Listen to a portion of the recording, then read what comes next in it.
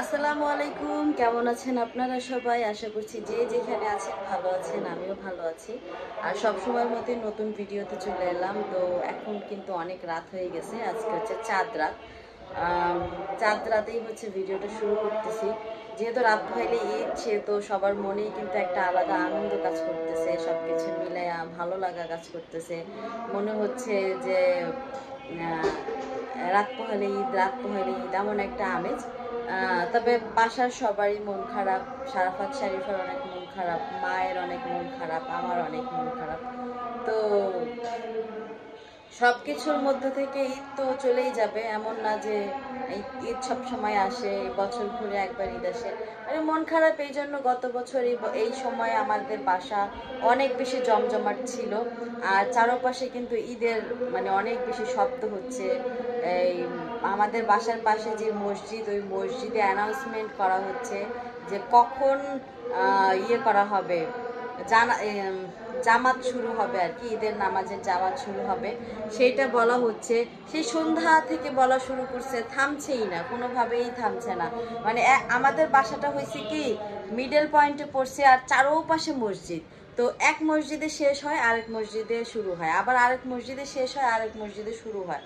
তো মাগরিবের আজান কয়টা, এশারের আজানের পর থেকে শুরু হয়েছে, এই এখনো পর্যন্ত, এখন তো 9টা, সাড়ে 9টার মতো বাজে, এখনো পর্যন্ত কন্টিনিউয়াসলি হচ্ছে। এই মসজিদ না তো ওই মসজিদ, ওই মসজিদ না তো ওই মসজিদ, মানে এক মসজিদে হইতেই আছে।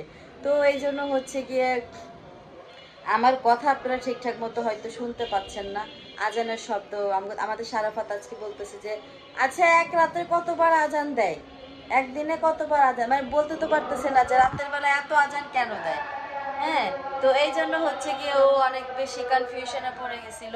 তো ভাবলাম যে রাত পোহালি যেহেতু ঈদ, একটু হচ্ছে গিয়ে নিজেকে সুন্দর করে আসি, মানে নিজেকে সুন্দর করার জন্য একটু প্রিপারেশন নিচ্ছি। সেটা হচ্ছে দেখেন হাত একদম ফাঁকা, তো চাচ্ছি যে একটু মেহেদি করব।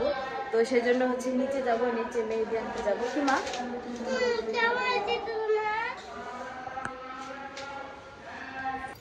তো বাইরে গেলাম হচ্ছে মেহেদি আনতে, বাট সেইটা আনা হইলো না, নিয়ে আসলাম হইলো কতগুলো ওষুধ।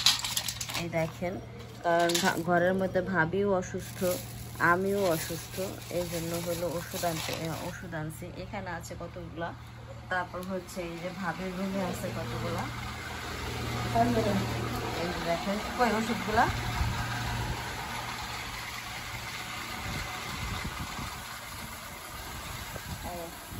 দেখেন এই বিচ্ছু ভাইনিরা কি করতেছে রাইতে, এত রাত্রিবেলা। এই যে এখানে আছে কতগুলা, এই সব ওষুধ ভাবির জন্য আনা হয়েছে। হ্যাঁ, কারণ ভাবিও অসুস্থ, আমিও অসুস্থ, দুজনেই অসুস্থ। এই কারণে হলে এই ওষুধগুলো আনছি।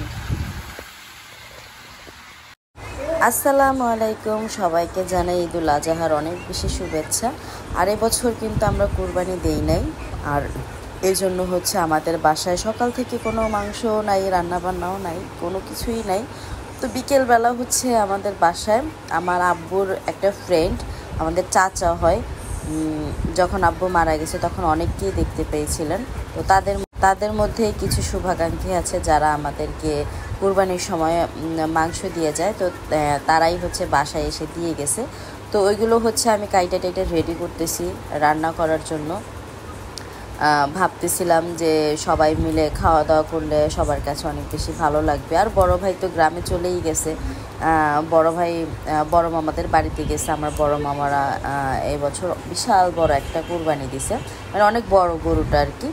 তো সেইটাই হচ্ছে গিয়ে এই আনার জন্য হচ্ছে মামা ফোন দিয়েছিল যে বড় ভাই যেন চলে যায়। এবছর আমরা কুরবানি দেইনি, তারপর আলহামদুলিল্লাহ ব্যাগ ভর্তি করে মাংস চলে এসেছে। এই যে দেখতে পাচ্ছেন এই ব্যাগগুলো, এই ব্যাগগুলোর মধ্যে সব কিছু, মানে সব প্রত্যেকটা ব্যাগের মধ্যে মাংস ছিল। বড় ভাই ব্যাগ ভর্তি করে মাংস নিয়ে আসছে গ্রাম থেকে। আমার বড় মামা কুরবানি দিছে, তো ওইখান থেকে অনেকগুলো মাংস নিয়ে আসছে। আর এগুলো হচ্ছে গিয়ে আমাদের বাসায় এসে দিয়ে গেছে। আমার মার আমার আব্বুর হচ্ছে গিয়ে আমার আব্বুর যে ফ্রেন্ড সার্কেলটা ছিল ঢাকাতে, ওনারা হলো এই মাংস দিয়ে গেছে। এগুলোই হচ্ছে গিয়ে আজকে আমরা রান্না করব। আর ছোট ভাইয়ের বউ তো এই বছর কোরবানি দিল না। তো সেই ক্ষেত্রে ছোট ভাইয়ের বউয়ের জন্য একটু রান্না করে দিয়ে আসবো। কারণ আমাদের তো আসলে আম, ভেবেছিলাম যাতে করে কোরবানিটা দেওয়া যায়, কিন্তু কারণবশত হয়ে ওঠে নাই, সবকিছু মিলায় ব্যাটে বলে মিলে নাই। তার জন্য হচ্ছে গিয়ে কোরবানিটা দেওয়া হয়নি। তো এগুলো হচ্ছে এখন কোরবানির দিনে মাংস না খেলে যেন মনে হয় মানে কোরবানির ঈদটাই সম্পূর্ণ হচ্ছে না। তারপরেও এবছর কুরবানি না দিয়েও আলহামদুলিল্লাহ যতটুকু আসছে অনেক। আমার যতটুকু মনে হলো কুরবানি না দিলেই অনেক বেশি মাংস থাকে ঘরে।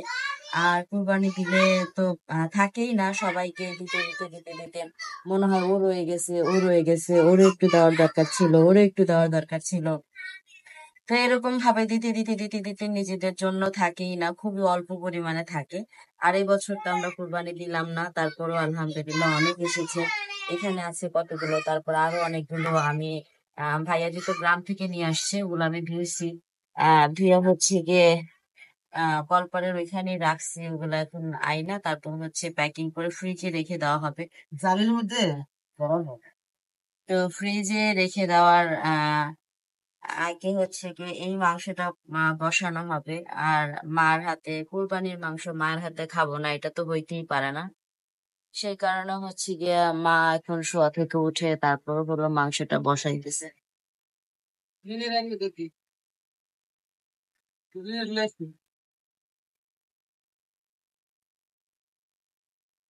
আর না লাগবো না। তো মা হলো বাবুরে বলতেছিল, বাবু হচ্ছে আবদিয়াকে নিয়ে আমাদের বাসায় আসছে। তো এই জন্য হচ্ছে মা বলতেছিল যেন মিমকেও নিয়ে আসা হয়।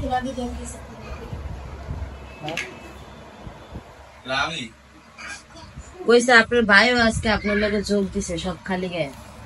আমার বাড়িতে সবসময় খালি গায়ে থাকে, আমি তো খালি গায়ে থাকি।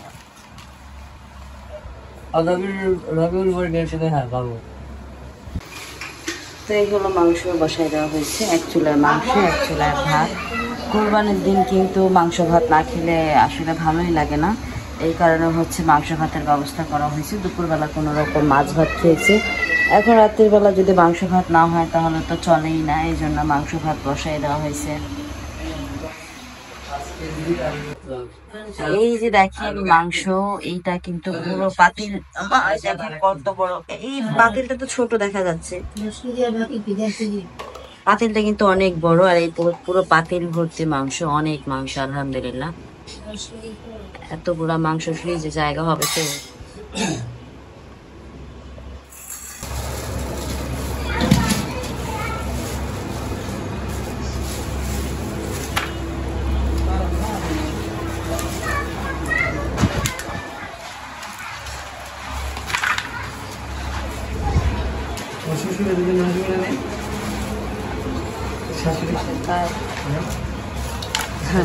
তার শাশুড়ি কোরবানি দিছে তিনটা, তিন গরু কোরবানি দিছে। আর আছে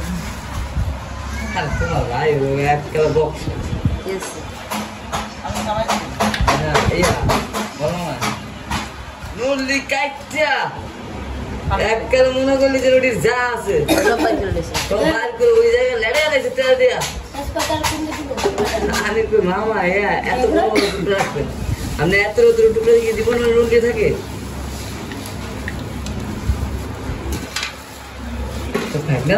দুপুরে যেতে এবার ধর্ম করবে না, পেঁয়াজ কোথাইছে আস্তে আস্তে পেঁচে যায় গরু যে বাজে দৌড়ে বাবা গরু কাটছস? অভিজ্ঞতা আছে না, 2-3 বছর গেল না লাগে লাগে পারস আমার পরে ডর চারটা মাস করে দিয়া হ্যাঁ তো আলো পছন্দ টানা ধরে, কিন্তু আমি তো জানি যে এটা কেমনে কেমনে কাটতে হয়। আমি মামা আমি তো আমি কাটবো না, কিন্তু আমি আপনার দেয় দেয় আপনি আমরা ছিলেন দেখুন তাড়াতাড়ি দিবেন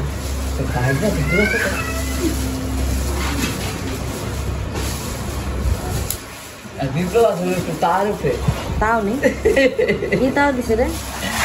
ও তাও একটু জুগাল গলকে বাগে কোরবানি দিছে। তার উপরে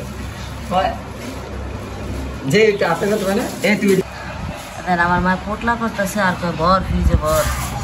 করোনা নয় কত দূরত্ব মাংস নষ্ট হয়ে গেল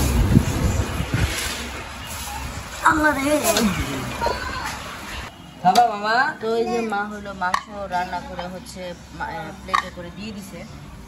তা আমি আর ভাইয়া হলো দেখতেছি যে সিদ্ধ হয়েছে কিনা মাংস। এই হচ্ছে আবদিয়া। নাও নাও নাও এই মাংস খাও খাও খাও আবদিয়া খাও। তুমি পরে কি বেলা নেই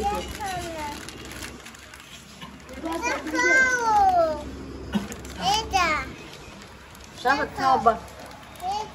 খুব ভালো খাও।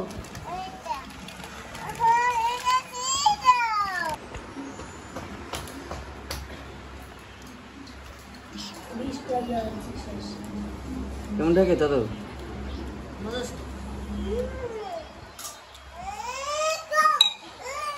কই প্রতিদিন যা বলে মাংস না খাওয়া এর দায়িত্ব বড়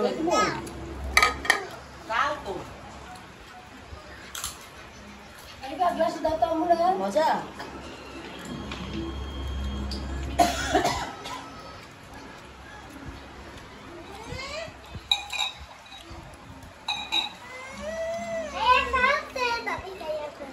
ওই সেরি এক বন্ধ করে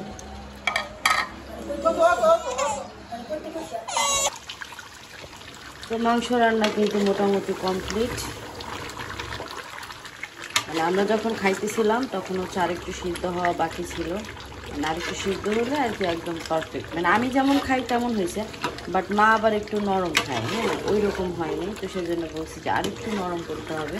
তো এই জন্য মা আবার অল্প একটু পানি দিয়েছিল, একদম সামান্য পরিমাণে। তো এখন হচ্ছে মাংস রান্না কমপ্লিট হয়ে গেছে, এখন নামাই ফেলা হবে। দিমু মা তোমার দিমু, ও মা তোমার মাংস দিমু। হ্যাঁ আর পরে খাইবা?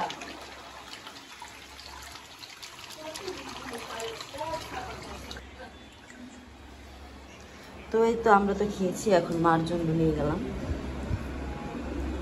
এত দিয়াছা খাও। আমি হ্যাঁ হ্যাঁ কি কর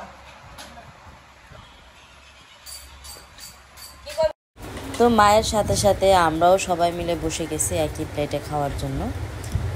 এক প্লেটে বসে কিন্তু খাইতে খুবই মজা লাগে। আর এই যে আর কোরবানির মাংসটা তো একটু বেশিই স্বাদ, ওটার একটা আলাদাই মজা থাকে। এই জন্য সবাই মিলে একসাথেই বসে পড়েছি খাওয়া দাওয়া করতে। আর বড় ভাইও ছিল, বড় ভাইকে বলছি যে হয় তুমি জামা পরে আমাদের সাথে বসো, না হলে আমার ক্যামেরা ধরো। তো ভাইয়া হচ্ছে ক্যামেরা ধরছে। আর আমাদের সারাফাত হচ্ছে আবদিয়াকে ডিস্টার্ব করতেছিল, এই জন্য আমি সারাফাতকে বকা দিচ্ছিলাম যে কেন তুমি এমনটা করতেছো। তো এই যে শুনে হচ্ছে ভাবি উঠে গেল সারাফাতকে শান্ত করার জন্য। পরে হচ্ছে কি আমি আমার মা খেতে বসছি, কারণ আবদিয়া তো আমাদের বাসায় সব সময় আসবে। এখন ওদেরকেও তো বুঝতে হবে যে এখন আবদিয়া আমাদের বাসারই মেম্বার, ও আসবে যাবে খেলাধুলা করবে এটা। হ্যাঁ, তারপর হচ্ছে গিয়ে আমরা খাওয়া দাওয়া শেষ করতেছিলাম। তো যাই হোক, পুরো ভিডিওতে অনেক কিছু শেয়ার করেছি। যদি আপনাদের কাছে ভিডিওটা ভালো লাগে অবশ্যই চ্যানেলটাকে সাবস্ক্রাইব করে দিবেন, লাইক কমেন্ট শেয়ার করবেন, পাশে থাকা বেল আইকন বাজিয়ে দেবেন।